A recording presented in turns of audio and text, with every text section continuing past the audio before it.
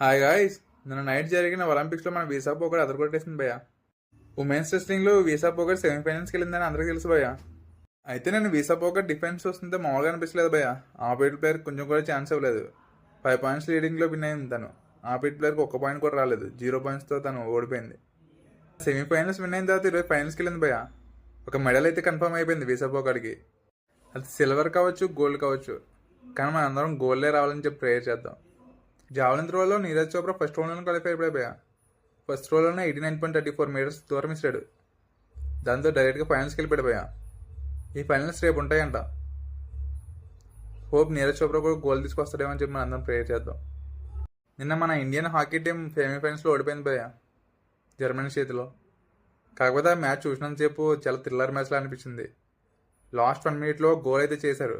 అది గోల్ అయి ఉంటే మనం డ్రా అయ్యేది ఆ మ్యాచ్.